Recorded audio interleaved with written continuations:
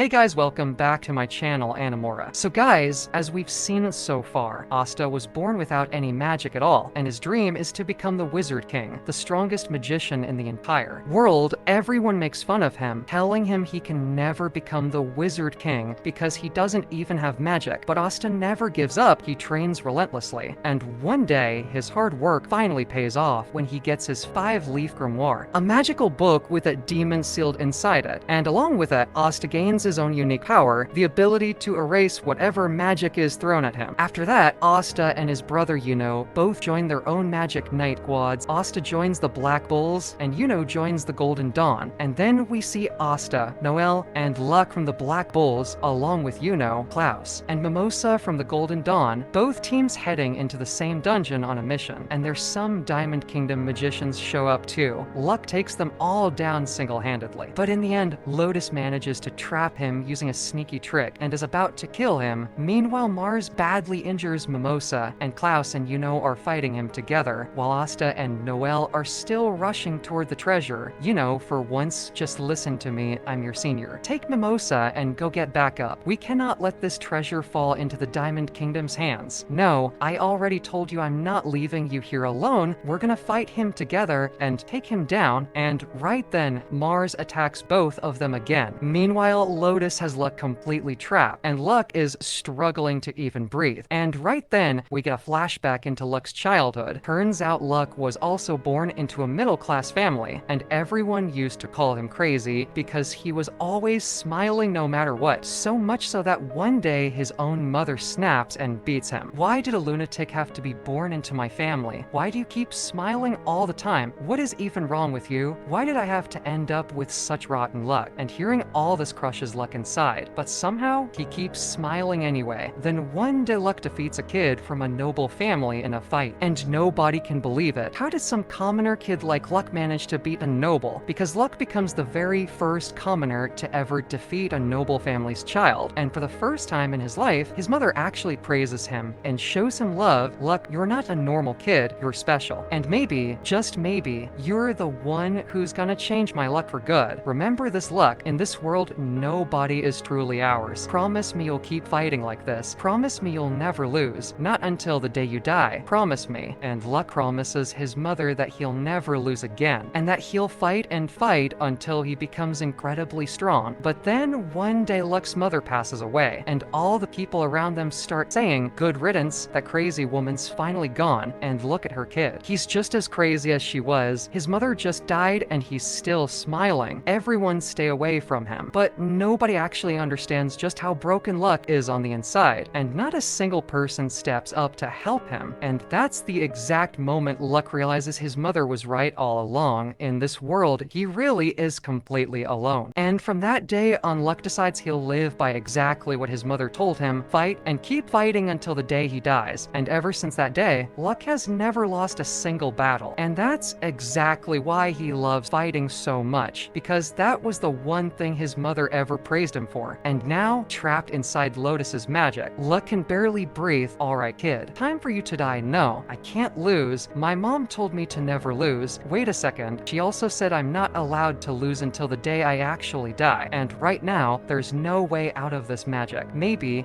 this really is where I die. And Luck gives up, accepting that this might be the end. Alright kid, now go to sleep. Forever. But right at that moment, Asta shows up with his magical sword, slicing straight through Lotus's magic and saving Luck just in time. What? This kid just erased my magic with his sword? What kind of power is this? Asta turns to Lotus and says, "How dare you lay a hand on my senpai?" And meanwhile, Yuno pulls out his grimoire in front of Mars too. Both Asta and Yuno now ready to throw down in an intense battle. Luck can't quite process why Asta just saved him, and he's still smiling through it all. Hey kid, what's wrong with you? Why are you still smiling? Are you seriously thinking your friends are gonna save you? Because if that's what you're thinking, you're dead wrong. Luck tells Asta and Noelle, "You two stay back. I'm taking this guy down myself. My mom told me I'm not allowed to lose until I die." And Luck charges at Lotus again, but Lotus dodges and counters, and his attack is about to hit Luck dead on. But once again, Asta jumps in and saves him. "No, I'm not gonna let you die, Luck senpai." And Luck just sits there thinking, why does this guy even care about saving me? What exactly am I to him? My mom always said nobody in this world is truly mine. And that's when Asta tells him, sorry Luck Senpai, but I can't let you die, because you're part of my family. And right then something inside Luck completely shifts. He realizes he's not alone anymore. He actually has a family now, people who love him and protect him. And Luck tells Asta, yeah, maybe you're right, Asta. Fighting alongside someone might actually be more fun. Alright, let's team up and wreck this guy together. And Asta, Noelle, and Luck get ready to take Lotus down. Meanwhile, Yuno is fighting Mars with everything he's got, but like I mentioned earlier, Mars is insanely strong, and Yuno has no idea how he's supposed to beat him. And Lotus trapped all three of them inside his magic again, and every time Asta cuts through it, the smoke just reforms around them instantly. Luck's thinking, how are we even supposed to beat this guy? We can't see through his smoke, he's incredibly fast, and he can sense us through our own magical energy. And out of all of us, I'm the only one who can even sense him back. But then Luck suddenly realizes, wait, Asta doesn't have any magic at all, which means Lotus can't sense him either. And Luck tells the other two, I've got a plan. Noelle uses her magic to launch Asta up into the air, and Luck attacks Lotus, forcing him to move straight toward Asta. And since Asta has zero magical signature, Lotus never sees him coming. And Asta slices him down with his sword, sending him flying out of his own smoke prison and crashing to the ground. Meanwhile, Yuno's in really bad shape at this point. Get out of my way. None of you can beat me. And Lotus realizes there's no way he can take down this group with Asta around, so he creates a smoke car with his magic and tries to make a run for it. Man, this guy's magic can do literally anything. Luck chases after him, but Lotus manages to slip away. Well, good riddance, he's gone. Now what? Ugh, he got away. I really wanted to finish him off. Oh well. Whatever, let's go find that treasure together. But right then Luck senses something. Wait a minute, there's someone else nearby with an insanely strong magical power. Come on, let's go fight him and take him down together. Meanwhile, Mimosa is badly hurt and slowly healing herself. And Yuno is throwing everything he has at Mars, but Mars is just too strong, and Yuno's barely making a dent. Mars doesn't even look remotely tired, and Klaus realizes something seriously off about this guy. He's not a normal human. This is the result of an experiment run by the Diamond Kingdom, where they took a group of children and forcibly made them stronger, then made those kids fight each other. And in the end, only one child survived, and that child is Mars. Klaus feels a deep pang of guilt watching this, because even though he's the noble one, it's Yuno, a commoner, who's out there risking everything to protect him. And furious, Klaus throws everything he's got at Mars, but Mars easily protects himself with a diamond shadow clone, then counters, sending clones after Klaus and slicing Yuno with his diamond sword, badly wounding him. But Yuno somehow holds on and keeps attacking again and again, though he can't even budge Mars, and Mars doesn't seem to feel any of it at all. You get it now, don't you? You can't beat me. Just give up already. And right then, Yuno flashes back to his childhood, training with Asta, effortlessly beating him over and over with his own magic. You don't get it, do you, Asta? You can't beat me. Just give up. No, I will never give up. This fight isn't over until I win. And just like Asta, Yuno refuses to back down, because at the end of the day, that's his brother, and he keeps charging at Mars again, and Mars decides it's finally time to end this fight for good, unleashing one final devastating strike with his diamond sword straight at Yuno. Yuno tries to block it with his own magic, but there's no stopping a blade made of pure diamond, and the sword keeps coming straight at him. Klaus screams out, no, Yuno, and Mars's blade is about to finish him off, but right then Asta shows back up, and with a single swing of his sword, he slices clean through Mars's diamond blade. Klaus is left stunned, because Yuno couldn't even scratch that sword with his magic, and yet this kid just cut straight through it like it was nothing. Asta looks at Mars and says, stay away from my brother, and even Mars is completely shocked, because for the very first time in his life, someone actually cut through his sword, and Yuno stares at Asta, realizing just how strong he's become. This isn't the weak little Asta from their childhood anymore, and even Mimosa and Klaus are left completely stunned watching him. Hey, you idiot, what do you think you're doing? Is this how you're gonna become the Wizard King? If I hadn't shown up, you'd both be dead right now. Quiet, I was literally about to beat him myself. Oh really? Were you about to beat him, or were you about to die? Watch and learn, I'll be the one to take him down. Alright then, let's see which one of us gets to him first. And Klaus is over here thinking, how is this even possible? A Black Bulls member, someone with no magic whatsoever, actually believes he can take down someone as powerful as Mars. Just who exactly is this kid? And right then, one of Mars's shadow clones clones lunges at Klaus, but Luck swoops in and saves him, taking down the clone in a single hit. Oh right, this is Luck, the guy who's never lost a single battle in his life. Wait, is this the same third Black Bulls member who supposedly abandoned Asta and Noelle earlier? No, there's no way this guy runs from anything. I guess I misjudged him. But wait, what is even happening right now? How can a useless squad like the Black Bulls possibly be helping out the Golden Dawn? Meanwhile, Noelle runs up to check on Mimosa.